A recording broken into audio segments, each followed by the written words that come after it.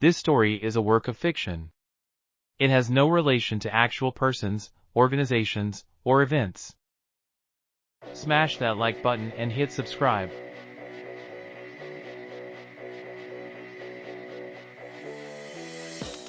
A murder occurred in a luxury residential area of Tokyo on May 29th.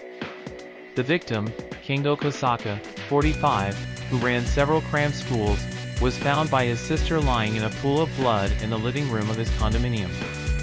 A bloody golf club was found at the scene, and various items were scattered around as if destroyed in a fit of rage. Private Detective Haruto Misawa, 38, who witnessed the crime scene, becomes interested in rookie female detective Ayumi Misawa, 26, who is in charge of the investigation. The next day, Haruto visits the police station to approach Ayumi. Noticing that she's having difficulties with her superiors and colleagues, he suggests unofficial cooperation in the investigation. The two meet at a nearby cafe to discuss the case details. The estimated time of death was between 10:20 p.m. and 11 p.m. on the 28th, and the crime scene was a locked room. No fingerprints except the victim's were found inside, and there were no signs of anyone entering or leaving. Subsequently, they conduct a crime scene investigation together. In the living room, they discover a photo of the victim with a golf companion.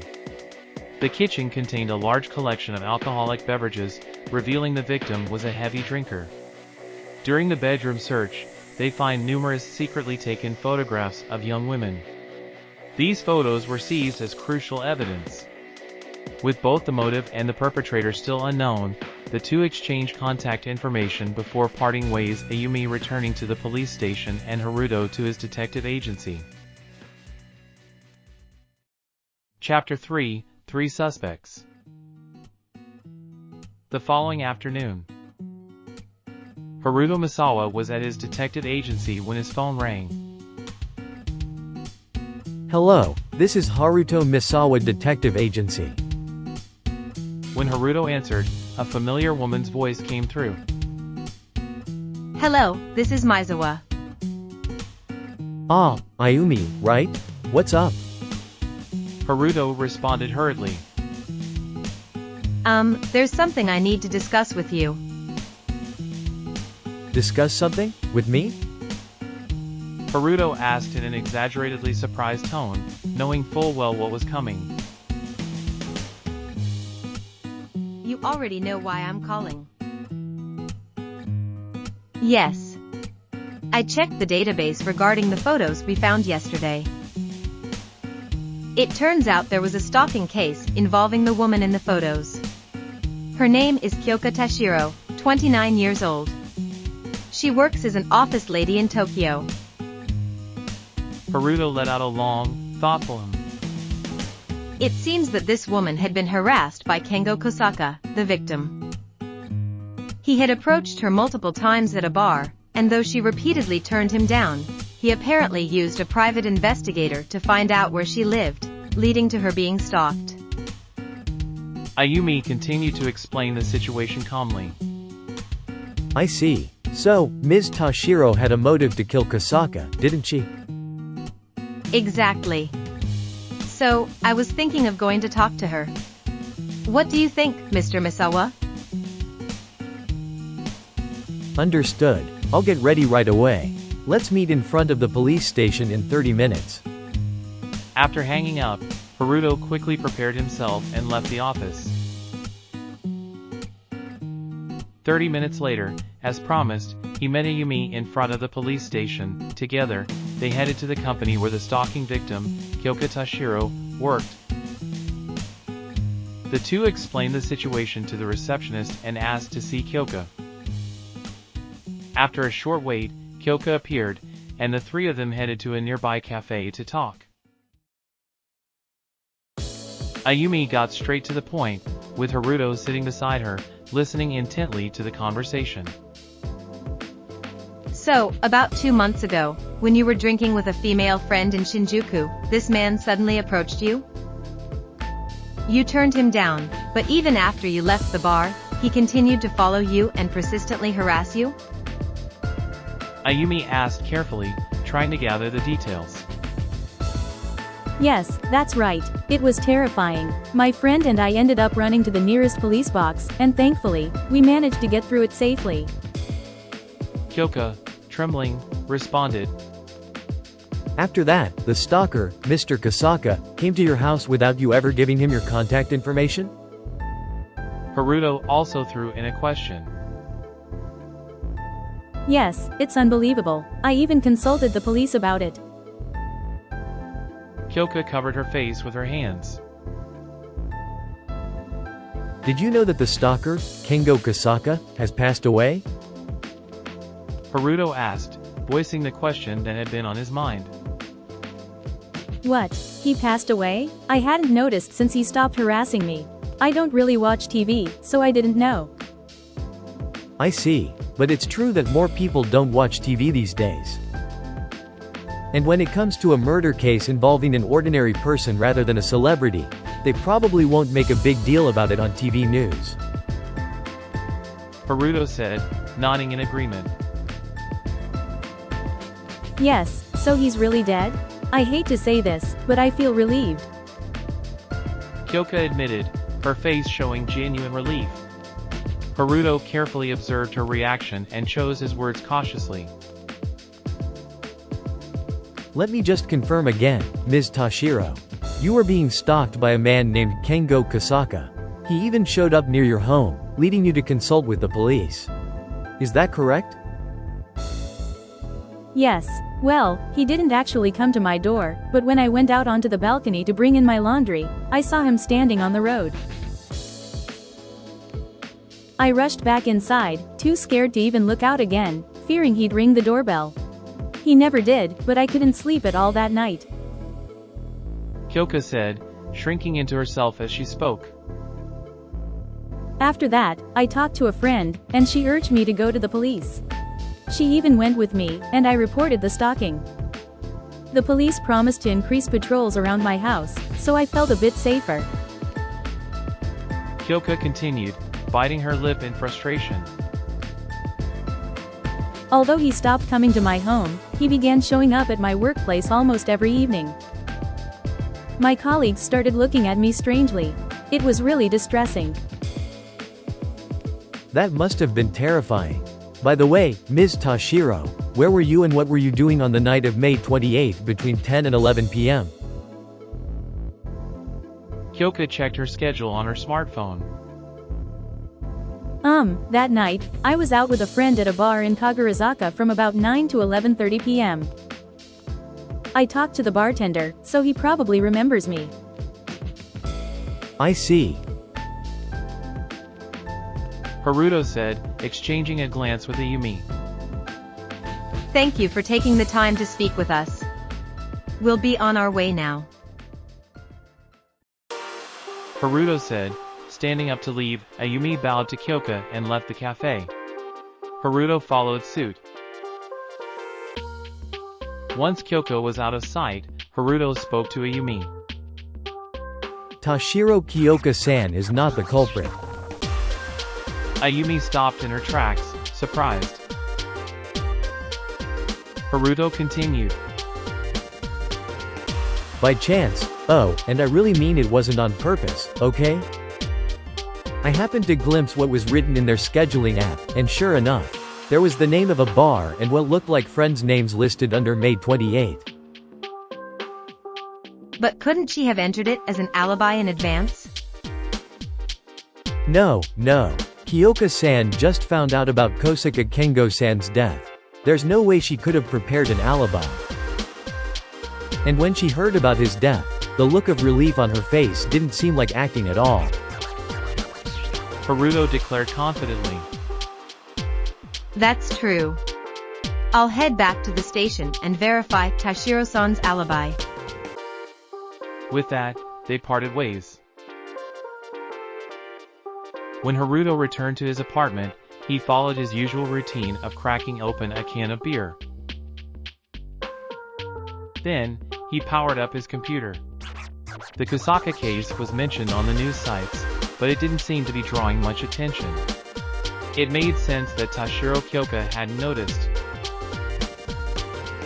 The next day, Ayumi contacted Haruto, and he headed to the Nishishibuya police station. It seemed they had found the next suspect. Haruto and Ayumi meet near the police station and have a brief conversation while standing. So, who is it this time? Haruto asked Ayumi. This person. Ayumi replied, showing him a photo on her smartphone. Is this Ayumi-san's boyfriend? Wow, he's quite a good-looking guy, isn't he? No way. That's impossible. Just kidding, I was just teasing you a bit. You're so serious, Ayumi-san. Haruto laughed as he scrutinized the photo.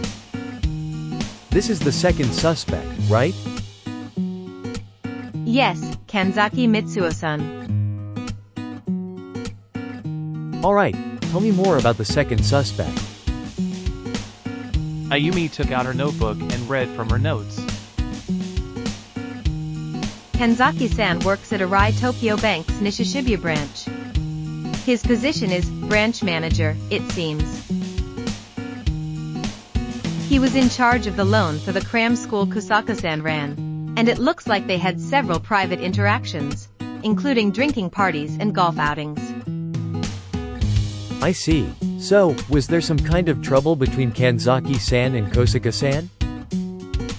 When we questioned those connected to Arai Tokyo Bank, they mentioned there was some friction over the loan. Additionally, several of Kanzaki-san's neighbors reported that the victim frequently visited Kanzaki's home, and there were several disturbances. Without taking her eyes off her notebook, Ayumi continued to explain. I see, but it's hard to believe you would kill over a loan issue alone. True. If it were just about the loan, that might be the case, but we learned from Kanzaki Mitsuo-san's friends that he was being blackmailed by the victim over an affair. Haruto's eyes gleamed with the revelation. It's speculation, but Kosaka-san may have had leverage over Kanzaki due to his affair and was using that to pressure him into securing a large loan. That certainly sounds like a motive. Oh, and a third suspect has also come up in the investigation. Ayumi, still looking at her notebook, explained the details of the third suspect, Yoshida Misuzu, to Haruto. Yoshida Misuzu, 38 years old, is Kosaka-san's ex-girlfriend and runs the bar Misuzu. She dated the victim until 3 years ago. It seems the victim was the one who abruptly ended their relationship. To summarize, there are 3 suspects who might have killed Kosaka Kengo. Tashiro Kyoka, who was stalked by the victim, Kanzaki Mitsuo, who was being blackmailed over his affair, and Yoshida Misuzu, the ex-girlfriend who was abandoned by the victim. But since the possibility of Tashiro-san being the perpetrator is quite low, we can practically narrow it down to Kanzaki and Misuzu. That makes sense. Your deduction is quite convincing, Misawa-san. I'll keep it in mind. Shall we go talk to Kanzaki Mitsuo-san and Yoshida Misuzu-san tomorrow? Ayumi jotted down Haruto's reasoning in her notebook and made arrangements for the following day. Yes, let's meet at the designated place at 11 a.m. tomorrow. Please send me the address later. With that, Haruto left the station. 11:10 a.m. The next day, Haruto and Ayumi arrived at a cafe near Arai Tokyo Bank's Nishishibuya branch, where they were scheduled to meet Kanzaki Mitsuo. Good morning. Thank you for taking the time to meet with us today. Ayumi bowed as she greeted Kanzaki, who stood up to welcome them. No, thank you for coming all the way here. Please have a seat. After placing their orders, the two got straight to the point. Kanzaki-san, you're aware that Kosaka Kengo-san was murdered recently, correct? Yes, I saw it on the news. It was a real shock. Kanzaki, seemingly anxious, repeatedly wiped the cold sweat from his forehead with a hand towel. We've heard that you had some financial disputes with the victim. Yes, he repeatedly came to my house regarding the loan, but that's all. Surely you don't suspect me, do you? However, according to the information we gathered, it seems you were being coerced into granting a loan by Mr. Kosaka, using your affair as leverage. As Ayumi broached the topic, Kanzaki's expression twisted, his emotions laid bare. Are you implying that I killed that man because of it? Haruto calmed Kanzaki, who had stood up, shouting. We're not jumping to conclusions yet. Please, calm down. Kanzaki was silent for a moment before sitting back down. Mr. Kanzaki, on the day of the incident, you were drinking with the victim, correct? Could you tell us what happened during that time? When Ayumi asked this, Kanzaki hesitated for a moment before beginning to speak. Rather than drinking together, he forced himself upon us. At first, I was enjoying a pleasant time with my colleagues. I don't know if it was a coincidence or not, but Mr. Kosaka suddenly came into the bar. He insisted on joining us. I just couldn't refuse. And what did you talk about with the victim? Nothing of significance, just about the loan. Could you tell us more specifically? Since my colleagues were there and given the location, we didn't discuss any specifics. Besides, even if there were specific details, I couldn't tell you anyway. I'm bound by confidentiality, you know. Haruto, seemingly giving up on prying further from the unyielding Kanzaki, spoke up. Understood. Then, let me ask another question. How long did you stay together? I believe it was around 9:30 p.m. I checked the time when I paid the bill and stepped outside, so I'm certain. And after that? Ayumi pressed on, noting down his words. We parted ways in front of the bar, and I took the train home as usual. After I got home, I watched TV, took a bath, and went to bed around 11:30 p.m. Can anyone confirm that? Only my wife, son, and daughter. But since they're family, I guess it doesn't count as proof. I see. Did Mr. Kosaka say anything as he was leaving? Not particularly. He just said he was going home to sleep. With nothing more substantial to glean from Mitsuo Kanzaki, they let him go, leaving Ayumi and Haruto in the cafe. It doesn't seem like there's anything more to learn from Mr. Kanzaki. Yes, the next step is to interview the victim's friends and colleagues. Shall we head to Bar Misusu? It opens at 5 p.m., and they said we could come around 4 p.m., so we still have about 4 hours. That's right, but before that, let's go somewhere else. Where to? Puzzled, as Haruto quickly exited the cafe.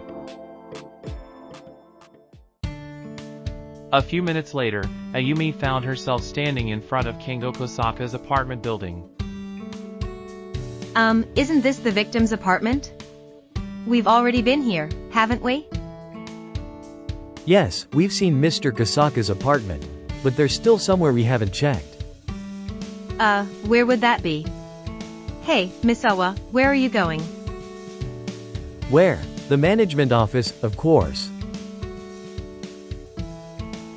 Haruto replied, heading toward the building's management office. Ayumi hurried ahead, flashing her police badge as she spoke.